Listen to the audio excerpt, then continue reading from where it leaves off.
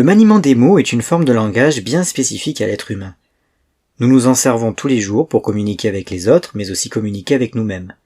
Qu'ils soient prononcés à l'oral ou bien à l'écrit, les mots possèdent un pouvoir qui peut avoir un effet guérisseur comme un effet limitant, voire destructeur. Ce que je vous propose dans ce nouvel épisode, c'est de vous apporter mon point de vue au travers de différentes réflexions. Prêt pour ce nouvel épisode ? Générique. Bienvenue sur le podcast de la reconnexion. Je suis Sébastien Rousseau, thérapeute holistique, et mon but est de vous guider dans votre épanouissement personnel et votre évolution spirituelle au travers de mes connaissances, mes expériences et mes intuitions. Explications ludiques, hypnose onirique et méditative, mais aussi de nombreux exercices. N'hésitez pas à me suivre sur les réseaux afin d'en savoir plus sur moi, mais aussi connaître les prochaines dates de mes stages, ateliers ou retraites. Alors, prêt à vous reconnecter ? C'est parti. Bonjour et bienvenue dans ce nouvel épisode où je souhaite partager avec vous mon retour d'expérience concernant un défi que je me suis lancé. Je me suis décidé, après une réflexion de plusieurs mois, à me mettre au défi de ne plus rien dire à voix haute de négatif sur ma personne et sur ma vie. Et si je devais l'écrire, ce serait uniquement pour l'interpréter, essayer de le décortiquer pour en comprendre le fond. Cela fait déjà plusieurs mois que je réalise que globalement, lorsque je mentionne des situations ou des appréciations me concernant, c'est très rarement positif. Et au fil des semaines, puis des mois, j'ai senti qu'une sorte de lourdeur s'installait de plus en plus. J'ai donc pris un peu de recul et suis devenu mon propre observateur. Ok, qu'est-ce qu'il se passe en moi qui pourrait créer cette négativité ? Et puis je me suis écouté parler, et j'ai rapidement pris conscience qu'une grande majorité de mes arguments étaient négatifs, comme si le mental, une fois lancé sur une thématique, ici en l'occurrence des arguments négatifs, ne pouvait plus en sortir. La négativité appelant la négativité. Ce que je n'ai cependant pas remarqué tout de suite, c'est que ça a créé un égrégore toujours plus important qui aurait pu alimenter mon mental encore longtemps. J'avais conscience de cette lourdeur, mais je n'avais pas conscience de l'ampleur que ça avait pu créer dans ma vie. On a tendance à dire les cordonniers sont les plus mal chaussés, c'est vrai, mais ce n'est pas une fin en soi, ni une excuse valable. C'est seulement un fait pour ajuster la vigilance. On sait aujourd'hui, d'un point de vue scientifique, que notre cerveau adore tout ce qui est négatif. S'il a le choix entre vous proposer une soupe à la grimace ou une soupe de paillettes, il vous servira d'abord la grimace, et la paillette, c'est possible, mais vous aurez l'impression de devoir la mériter. Du moins, c'est ce que vous vous direz. Ce dont on ne se rend pas compte, c'est la durée et la répétition, mais aussi l'effet cascade que ça engendre de manger toujours plus de cette soupe. Je m'explique. Lorsque nous avons une pensée négative, bien souvent elle est déclenchée par une émotion. Par exemple, nous allons nous dire « Si j'avais un peu plus d'argent, je pourrais me permettre de faire ce projet qui me tient tant à cœur. » Cette phrase dans l'absolu ne semble pas si négative pour le cerveau ou pour vous à l'écoute. Sauf qu'en réalité, cette phrase vient de vous plomber pour le reste de la journée. Car elle est porteuse de plusieurs autres messages, donc émotions, qui vont par la suite s'imprégner et vous laisser des mauvais sentiments. Comme le sentiment de ne pas être assez, parce que si vous étiez assez, vous auriez plus d'argent. Ou le sentiment de manquer de quelque chose, car oui, si vous aviez plus d'argent, obligatoirement vous ne manqueriez de rien puisque vous pourriez l'acheter. Je précise que ça c'est une croyance une fois de plus, la plupart des choses dont nous avons réellement besoin ne s'achètent pas. Ou le sentiment d'être un peu bête ou pas très cultivé, parce que si vous aviez plus de culture, vous auriez plus de diplômes et donc un meilleur métier, ou un métier tout court. Le sentiment de ne pas avoir osé faire le métier que vous avez toujours voulu faire. Et je peux continuer comme ça encore des heures. Quand on repense à cette phrase, et que l'on prend tout son lot de négativité qui l'accompagne, on commence à se rendre compte de l'impact réel qu'elle a. Maintenant, si nous sommes complètement honnêtes avec nous-mêmes, nous pouvons aussi prendre conscience que ce n'est pas la seule phrase de ce type que nous allons nous raconter dans une journée. Et à la fin de cette journée, si on accumule le nombre de phrases, mots ou attitudes négatives que nous avons eues sur notre personne ou notre vie, en fait ce n'est pas si étonnant que nous soyons à plat le soir, que nous ayons cette petite angoisse nocturne, bien confortable, installée, qui vient nous faucher dès que notre énergie redescend pour nous préparer à aller dormir. J'ai repris la méditation aussi depuis quelques semaines et je constate que c'est extrêmement difficile de faire taire le mental. C'est comme si à l'intérieur de notre tête, nous avions une machinerie infernale qui fabrique en permanence des histoires.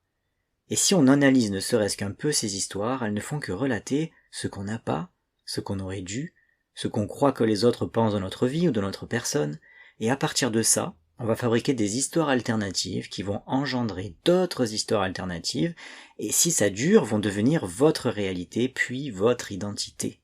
Ce fameux « je suis » caché derrière l'ego qui pense, car oui, l'ego n'est autre que « je pense ». Peut-être que finalement la phrase philosophique « je pense donc je suis » faisait état d'un besoin de penser pour que l'âme veuille bien habiter notre corps.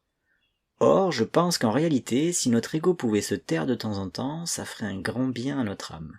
Je sais pas ce que vous en pensez. Vous n'êtes pas ce que vous pensez, mais vous devenez ce que vous pensez. Vous connaissez certainement la phrase populaire « vous êtes ce que vous mangez ». Et lorsque vous avez posé de la conscience dessus et compris l'impact sur votre vie, vous avez immédiatement agi pour que ce que vous mangiez corresponde mieux à ce que vous souhaitez être, ou voir dans le miroir, ou bien d'un point de vue énergétique. Mais alors, si vous pouviez dès aujourd'hui commencer à agir sur vos pensées, quel impact pensez-vous que ça pourrait avoir sur votre vie ? Je peux déjà vous le dire, un énorme impact, et très rapide. D'un point de vue énergétique, il est dit que le mot est guérisseur. Vous avez certainement déjà entendu parler du docteur Emoto qui a fait l'expérience du pouvoir des mots sur l'eau. Il a mis à disposition de nombreux clichés faisant état de l'impact des mots et intentions sur une quantité donnée d'eau. Par exemple, on peut y voir un échantillon d'eau avant prière et après prière. Les résultats sont vraiment bluffants. Et quand nous savons que le corps humain adulte est fait à 80% d'eau et que rien que notre cerveau en est composé à 95%, ça fait réfléchir.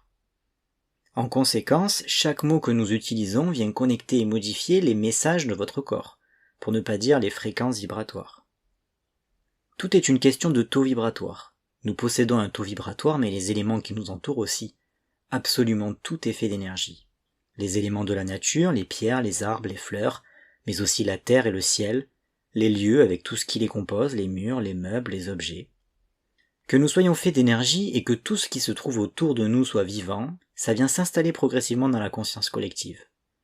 En revanche, les mots que nous utilisons en permanence ne sont jamais ou très rarement employés avec prudence. Pourtant, je le répète, chaque fois que nous employons des mots, ils impactent immédiatement notre taux vibratoire. En thérapie, le mot est également guérisseur. Chaque fois que vous prenez rendez-vous et que vous extériorisez tout ce qui est bloqué en vous, ce sont vos mots, M-O-T-S, qui font état de vos mots, M-A-U-X, et parfois vous n'avez plus les mots, M-O-T-S, car les deux ne font plus qu'un. Bien souvent, ce qui blesse le plus l'être humain, ce sont les mots qu'ils peuvent entendre. Bernard Werber disait « Entre ce que je pense, ce que je veux dire, ce que je crois dire, ce que je dis, ce que vous avez envie d'entendre, ce que vous entendez et ce que vous comprenez, il y a 10 possibilités qu'on ait des difficultés à communiquer. Mais essayons quand même. » Alors ce que je vous propose aujourd'hui, c'est de prendre cette journée après l'écoute de ce podcast pour faire le point sur l'utilisation que vous avez de vos mots, M-O-T-S. Devenez le temps de cette journée l'observateur de votre propre dynamique de langage.